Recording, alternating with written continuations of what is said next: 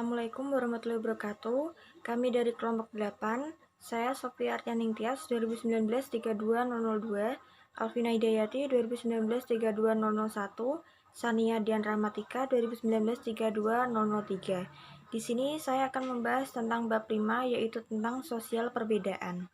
Pertama yang akan saya jelaskan yaitu tentang budaya dan etnis, yang akan membahas kebudayaan status, sosial ekonomi, etnis, dan dua bahasa.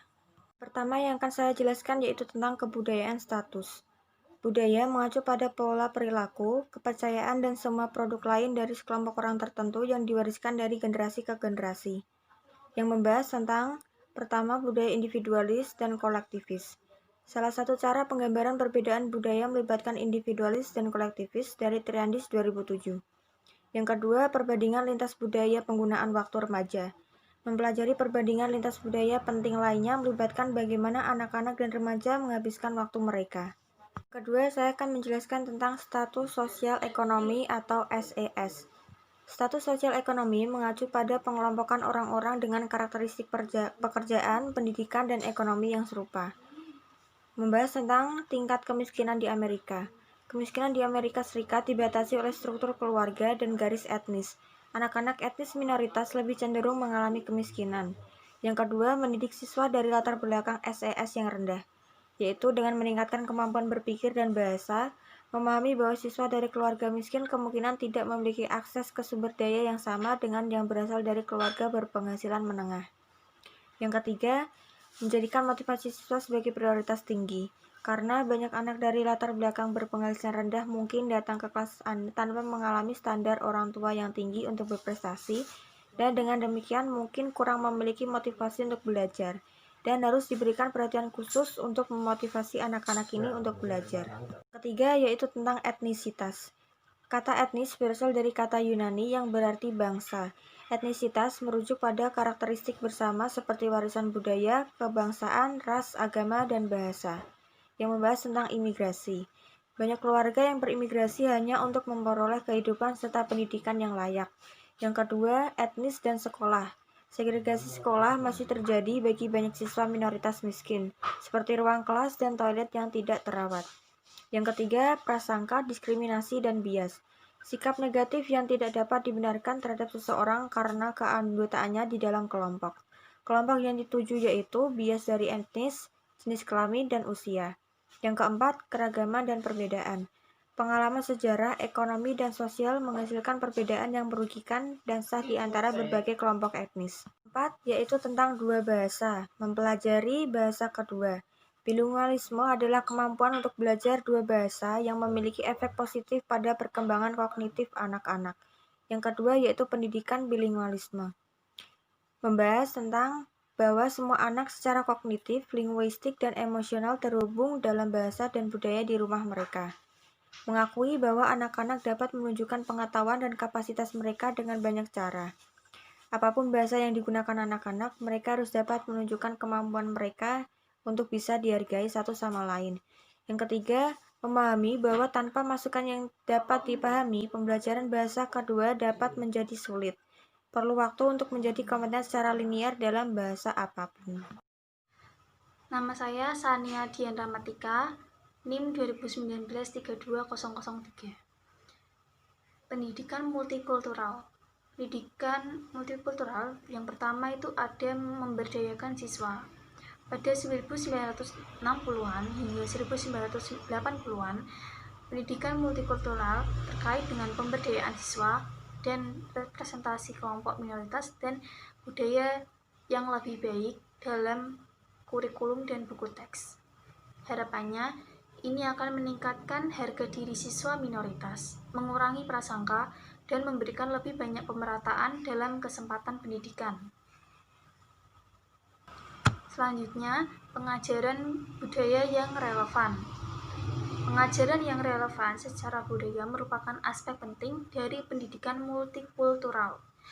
Ini berusaha untuk membuat hubungan dengan latar belakang budaya pelajar. Pakar pendidikan multikultural menekankan bahwa guru yang efektif menyadari dan mengintegrasikan pengajaran yang relevan secara budaya ke dalam kurikulum karena membuat pengajaran lebih efektif. peneliti lain telah menemukan bahwa banyak siswa Asia Amerika lebih menyukai pembelajaran visual daripada rekan-rekan Amerika Eropa mereka. Jadi dengan siswa ini, guru mungkin ingin menggunakan lebih banyak model 3 dimensi, pengatur grafik, foto, bagan, dan tulisan di papan tulis. Selanjutnya, isu pendidikan terpusat. Dalam pendekatan ini, siswa diajarkan untuk secara sistematis mengkaji masalah yang melibatkan keadilan dan keadilan sosial. Seperti yang telah dibahas di bab 3, pertimbangkan keadaan ketika siswa khawatir dengan kebijakan makan siang di sekolah menengah. Mahasiswa yang mengikuti program subsidi federal terpaksa menggunakan jalur khusus di kafetaria yang diberi label orang miskin. Banyak dari siswa berpenghasilan rendah ini merasa terhina dan malu sampai-sampai mereka pergi tanpa makan siang. Para siswa mengingatkan guru akan situasi tersebut dan bersama-sama mengembangkan rencana tindakan. Selanjutnya, meningkatkan hubungan di antara anak-anak dari kelompok etnis yang berbeda. Yang poin pertama, ruang kelas jigsaw. Konsep kelas jigsaw yang melibatkan siswa dari latar belakang budaya yang berbeda bekerja sama dengan melakukan bagian yang berbeda dari sebuah proyek untuk mencapai tujuan tertentu. Selanjutnya, kontak pribadi yang positif dengan orang lain dari latar belakang budaya yang berbeda. Yang penting adalah apa yang terjadi setelah siswa tiba di sekolah. Hubungan meningkat ketika siswa berbicara satu sama lain tentang kekhawatiran pribadi, kesuksesan, kegagalan, strategi mengatasi masalah, minat, dan sebagainya. Dengan begitu, mereka lebih mungkin dianggap sebagai individu daripada hanya sebagai anggota kelompok. Selanjutnya, pengambilan perspektif. Latihan dan kegiatan yang membantu siswa melihat perspektif orang lain dapat meningkatkan hubungan antar etnis. Siswa mempelajari perilaku yang tepat dari dua kelompok budaya yang berbeda, kemudian mencoba untuk berinteraksi satu sama lain sesuai dengan perilaku tersebut. Mempelajari orang-orang dari berbagai belahan dunia juga mendorong siswa untuk memahami perspektif yang berbeda. Poin selanjutnya, koneksi teknologi dengan siswa di seluruh dunia.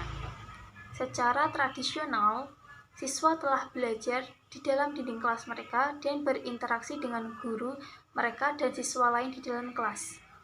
Misalnya dalam proyek laboratorium global, sebuah proyek internasional berbasis telekomunikasi, siswa menyelidiki lingkungan lokal dan global. Kemajuan baru di bidang telekomunikasi memungkinkan siswa di seluruh dunia untuk berkomunikasi melalui konferensi video melalui internet.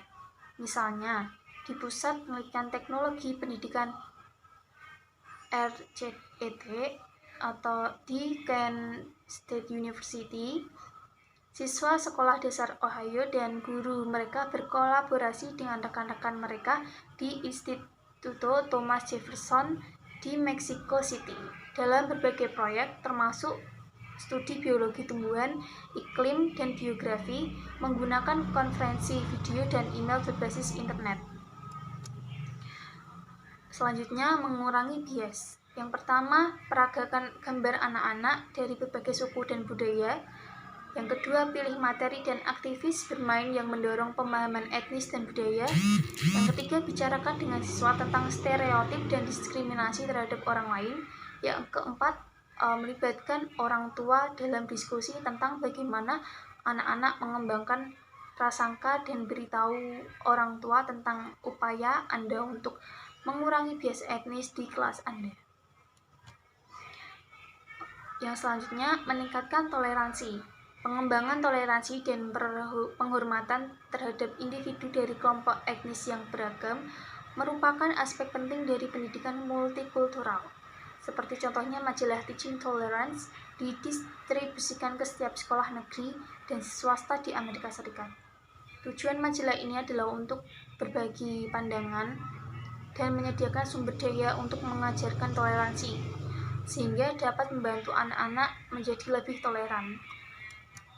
Selanjutnya, sekolah dan komunitas sebagai tim. Psikiater Yale James Comer menekankan bahwa pendekatan tim komunitas adalah cara terbaik untuk mendidik anak. 3 aspek penting dari Comer Project for Change adalah: yang pertama, tim tata kelola dan manajemen yang mengembangkan rencana sekolah yang komprehensif, strategi penilaian, dan program pengembangan staf. Yang kedua, tim pendukung kesehatan mental atau sekolah. Dan yang ketiga, program orang tua. Saya Alfiana Hidayati, NIM 2019-32001 akan menjelaskan mengenai subbab gender. Yang pertama yaitu mengenai menjelajahi pandangan gender. Jenis kelamin atau gender mengacu pada karakteristik orang sebagai pria dan wanita. Identitas gender melibatkan rasa gender seseorang, termasuk pengetahuan, pemahaman, dan penerimaan sebagai laki-laki atau perempuan. Peran gender adalah seperangkat harapan yang menentukan bagaimana seharusnya perempuan atau laki-laki berpikir, bertindak, dan merasakan. Selanjutnya adalah penjenisan gender, mengacu pada perolehan peran maskulin atau feminin tradisional. Stereotip gender, persamaan dan perbedaan. Stereotip gender adalah kategori luas yang mencerminkan kesan dan keyakinan tentang perilaku apa yang pantas untuk perempuan dan laki-laki. Contohnya adalah seperti menumbuhkan rambut wajah untuk seorang yang maskulin dan memakai lipstik untuk seorang yang feminin. Selanjutnya mengenai persamaan gender dan perbedaan dalam domain yang relevan secara akademik. Beberapa indikator yang bisa digunakan sebagai indikator persamaan gender dan perbedaannya adalah seperti otak, kinerja fisik, kecerdasan, keterampilan matematika dan sains, keterampilan verbal, pencapaian pendidikan, keterampilan hubungan, perilaku prososial, agresi, emosi dan regulasi.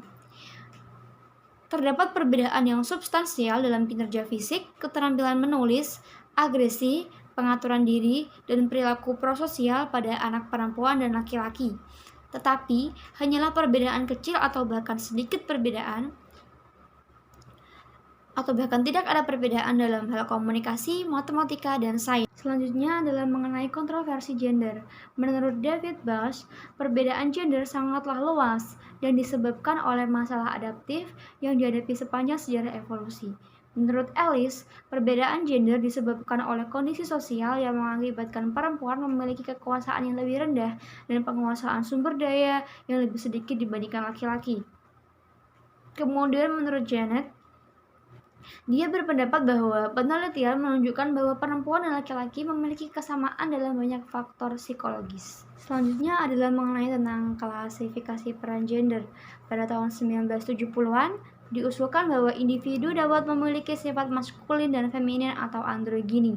Androgini yaitu adanya karakter positif maskulin dan feminin pada pribadi yang sama. Selanjutnya adalah gender dalam konteks. Stereotipnya adalah bahwa wanita itu lebih baik daripada pria dalam hal membantu. Padahal itu semua tergantung pada situasinya. Seperti wanita lebih cenderung membantu anak kecil yang kesusahan, lalu membantu tentang mengasuhnya. Sedangkan pria lebih cenderung membantu yang menggunakan fisik, seperti membantu seseorang yang terdampar di pinggir jalan karena bannya meletus. Budaya di sini berperan dalam menentukan perilaku yang baik atau buruk secara kebudayaan untuk perempuan dan laki-laki di berbagai negara mereka di seluruh dunia. Biasanya tergantung budaya tiap negara karena budaya tiap negara kan berbeda. Contohnya di Amerika Serikat. Sekarang ada lebih banyak penerimaan persamaan dalam perilaku pria dan wanita. Tetapi di banyak negara lain perannya tetaplah spesifik per gender seperti di negara Timur Tengah, bahwa pembagian kerja di antara laki-laki dan perempuan itu sangat dramatis. Menghapus bias gender. Pada interaksi guru dan siswa, bias gender biasanya hadir di ruang kelas. Guru biasanya bias terhadap kedua gender tersebut, bias terhadap laki-laki dan perempuan. Contohnya seperti guru bias kepada anak laki-laki adalah anak laki-laki itu lebih cenderung dikritik daripada anak perempuan. Selain itu, karyawan sekolah juga lebih sering beranggapan bahwa anak laki-laki adalah anak yang bermasalah. Selanjutnya, Guru juga bisa bias terhadap perempuan. Seperti contohnya, anak laki-laki lebih mendapatkan banyak bantuan dan interupsi daripada anak perempuan, dan lebih banyak bantuan ketika mereka kesulitan dengan pertanyaan. Sedangkan pada isi kurikulum dan isi atletik, buku teks dan materi kelas saat ini lebih netral terhadap gender. Selain itu, sekolah sekarang menawarkan anak perempuan lebih banyak kesempatan untuk mengikuti kursus atau pendidikan kejuruan dan lebih berpartisipasi dalam kegiatan atletik. Sekian presentasi dari kelompok kami. Apabila ada pertanyaan atau hal-hal yang kurang jelas, bisa ditanyakan di forum diskusi. Terima kasih atas perhatiannya. Mohon maaf apabila ada kesalahan dalam kami menyampaikan presentasi kali ini. Wassalamualaikum warahmatullahi wabarakatuh.